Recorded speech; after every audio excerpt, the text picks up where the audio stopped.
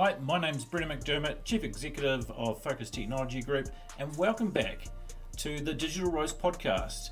Now, if you remember back to our previous episode with Stephen Wilcox, the cybersecurity expert at Focus, we talked a little bit about 101 when it comes to cybersecurity, and today we've got another special guest from Focus, Rohan Anderson. Welcome, Rohan. 102. Yes. 102. Thanks for having me, Brendan.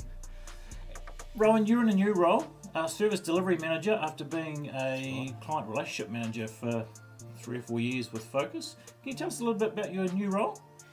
Yeah, so I've moved into the Service Delivery Manager role. So ultimately what that means is I'm responsible for the quality and the efficiency of the services that we deliver at Focus.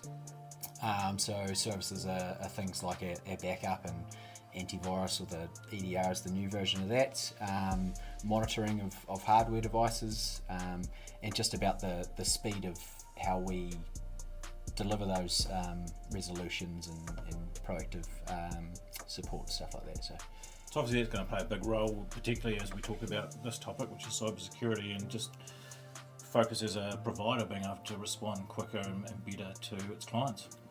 That's right. So with this role, I have two of our teams under me. So that would be the service desk, which is responsible for it captures that level 1 support, so very basic support. And then we have as a managed services provider, we do have a managed services team, and they are charged with basically analysing and proactively and reactively facilitating the resolutions to clients' issues.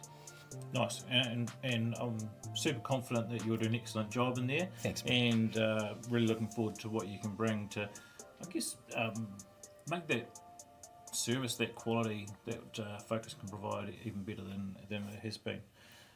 Roast of choice. I always ask this question. I'm pretty excited today, to be honest. What is your roast of choice when it comes to coffee? Well, I think you already know, mate. We've got a very similar opinion, but the long black with a dash of cream doesn't go too bad, to be fair. Excellent. Finally, I found someone else with the same roast of choice. So we talked just before around Stephen's episode 1, where it was around 101, and a lot about what businesses can do when it comes to cybersecurity. But really, when it comes to cyber and some of the things I've been reading, it's not necessarily about technology. We think about cyber being about technology, but it's somewhat more about the people we have working for us, isn't it? And a recent article I read from Forbes said that human error causes 95% of breaches, which I thought was an amazingly high stat. You know, clicking links, reusing the same passwords, weak passwords, mishandling sensitive information.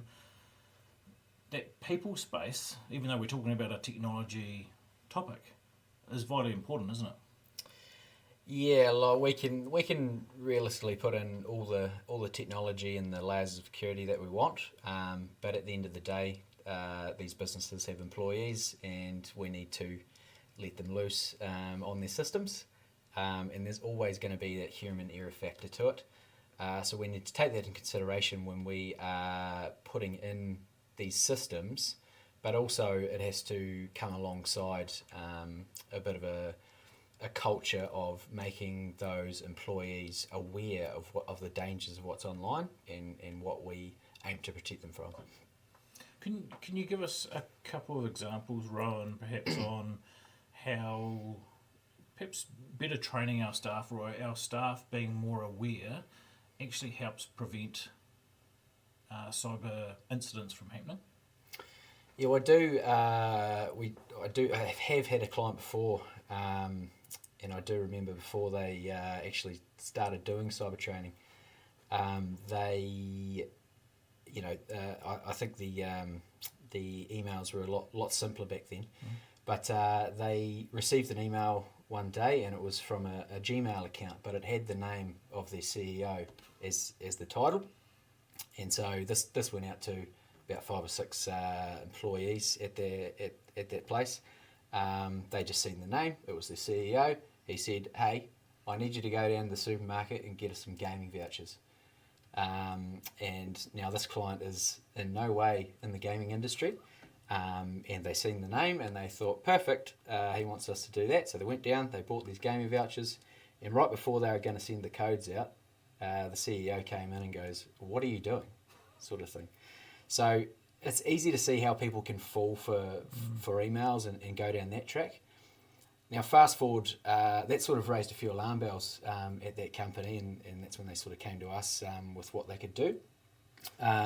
So we put in a cybersecurity training program, which involves fake emails, I guess, phishing simulations, just to train them on things to keep an eye out for, and then training itself, again, sort of reinforcing what those simulations are going to be. Now, roll on 12 months, 2 years later now, they've almost gone the opposite way, where they're so paranoid, in a good way, that they always look to check if they're not sure, and that's sort of the culture that we want to build with our clients. So it's almost zero trust, where you can never be too sure. So at least ask the question. Ask the question, definitely. Yep. Yep.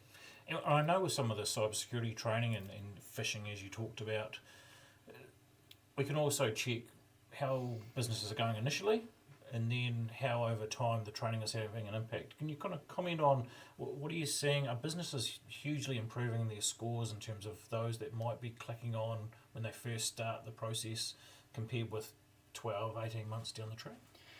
Yeah, there's definitely a noticeable improvement, especially over time, when you do like routine cybersecurity training. I guess from the route that we take, we usually start off with a trial. So that's essentially sending out a phishing simulation without anybody knowing about it, apart from a select few at the company, which then gives you the most accurate indication of what people would do if a malicious email came into kind of like baseline. That's right, yeah. a baseline test. And then from there we can analyse who has clicked what and what the failure rate was, or the click rate was. Generally, you will be surprised at how much people will click these things. And from there we can sort of reinforce the reasoning for cyber training, go through the motions of sending these things out regularly. People become used to checking for things in emails that could raise suspicion. And then really that, roll forward 12 months, 2 years later, that's a completely different looking business. Can you give us a couple of examples of what we can be looking for, or businesses or staff can be looking for in emails that might be trying to steal our credentials or get us to do certain things? Yeah, so I guess if we go back to that gaming voucher example, where they looked at just the name of the person sending the email, that's not what you want to do, because anybody can put any name in there. What you want to do is double check the email, that it is the person that you are expecting an email from. You can, if it has any links or it's encouraging you to click a link, you can highlight that link and just check if it is where you expect it to go. If it is a link to a general website, we'd probably encourage you to actually search for that website and not click that link. Right. Yeah, that's probably just a couple of examples. Yeah, really good examples to make us aware of. I know just today I had an email and it was saying if I clicked on the link and did the survey, I'd get 15% off, and I'm pretty sure it's legitimate, but you can never be too sure, can you? Can't be sure, yeah. Yeah. So about building that culture within a business around being more cyber resilient, I guess that's a key word we should be thinking about, because anyone can get hit, can't they? So it's not just about protection, but how do we make ourselves more resilient? Thinking about that, changing your culture within your business, what are the sorts of things you'd give advice to businesses around? How do you start building that? Being a little bit more careful, taking your time, checking in. What are those examples you can use, or things you can tell us about that businesses can be doing? Well, it does come down to that communication piece about this is a core part of the business. Your communication with your clients and everyone. So we need to regularly, not just annually or biannually, regularly make people aware of the dangers that are out there. You'd make them aware of health and safety hazards around the place or on the road or anything like that. we need to highlight to them these behaviours that are encouraged, and so then it becomes sort of a second nature act when people are doing this, just to take that 1 second just to prevent you guys from potential risk. And risk for them, but also risk for the business, isn't it? And I think you use a really good example around health and safety, because I think it's the same. When we started with really getting into health and safety a few years ago, we didn't really know too much about it, but health and safety culture has definitely changed, particularly in New Zealand. I still think we've got some ways to go, but it's definitely getting better. But we're probably a little bit still at the beginning when it comes to cyber, aren't we? Yeah, I sort of like the analogy that you wouldn't cross the road without checking both ways. You wouldn't, when you're driving your car, you check to know that you're going 50 k's an hour and you're not going over the speed limit. We should be checking, taking that second to have a look at, is this the person that we expect it from? Are we expecting something from them? To really reinforce that culture. Great. I think that's a really good message around it. It is building a culture. It's not going to happen overnight, but it's about reinforcing the messaging. So, yeah, I think really good point. I guess changing tact a little bit, and we have now talked about the culture around the people, but there are still some, what I'd say is pretty easy tools, isn't there, to also help with that resilience, help with protection. A lot of us know about antivirus on our machines, and I guess we always think that that's I'm protecting myself from any virus that's going to come in. That's right. But things have changed, haven't they? Yeah, so I guess, we talk about AI quite often these days, but with the rise of AI and sophistication of attacks and stuff like that, the antivirus that we all know and love doesn't really cut it these days. It's very simple in the way that it does things with the rise of AI sophisticated attacks. And so we need to move to new products. And probably in the last couple of years, 2 or 3 years, there's a product called Endpoint Detection and Response, which is sort of like the next evolution of antivirus.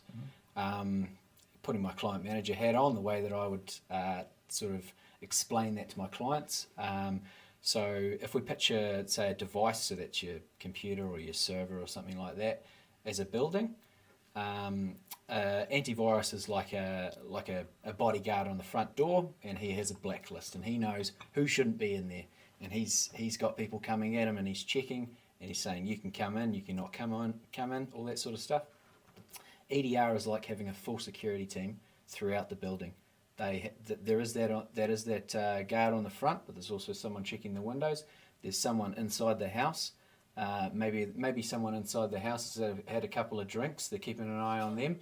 They're putting them in quarantine, stuff like that. So you can see there the difference between antivirus and the way that it acts. There's a few flaws in the way that it protects versus the EDR choice. So. And are you seeing a rise in clients looking to take on EDR as an option as opposed to AV? And what is that?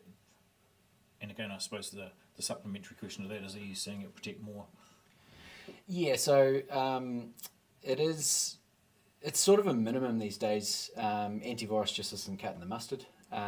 It's a behaviour based system, so it's not looking for things that it's been told to look out for. It's looking for things like data all of a sudden has started flying away from a machine.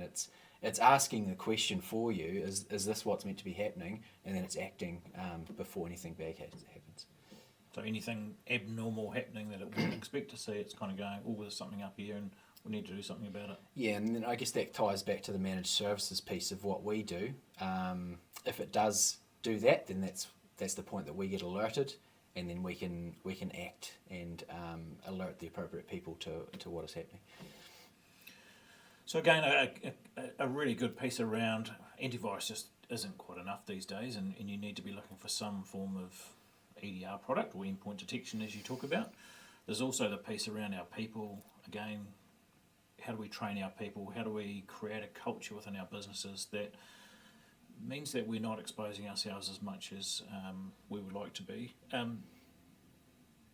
What advice would you have for a business leader? You've talked about training, you've talked about EDR. What's the one thing that business leaders or business owners could do today to start moving their business in a more cyber resilient way? I think a free way to do that at the moment is that Cyber Smart Week is part of October, and there is a sub part of that. It's called Own Your Online. Now there is questionnaires both from a personal perspective and a business perspective, where you can find out where your knowledge is lacking or what you are doing well with your cybersecurity culture. So you could even go to your employees about that, talk about Own Your Online, maybe encourage them to do the personal ones, and then come back and talk about what we're missing, or what they've learned, or what they do well, or what we need to do well. And I guess the other thing you can be doing is talking to your provider, your IT provider, whether that be Focus or whether that be someone else, having a conversation around, just where am I at with my cyber security or resilience, Yep. and what does that need to look like if I want to make that better? And it doesn't all have to be expensive, does it?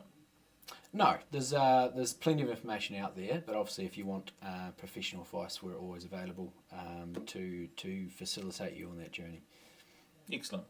I think some really good messages, Rohan. I really appreciate your time today. Another excellent episode and some really good messages today around, build that culture with your people within your business. Make sure you've got that base level of security when it comes to software on your devices, and the message from Rohan was AV just doesn't cut it anymore in this modern world, particularly with AI. You need to be looking at a little bit more sophisticated software than that. And if you want to train your people, it is Cyber Awareness Week within October, so have a look at some good tools like Own Your Online and get your staff actually looking at that. Excellent advice. Thanks, Rohan, and we'll see you next time on the Digital Roast Podcast.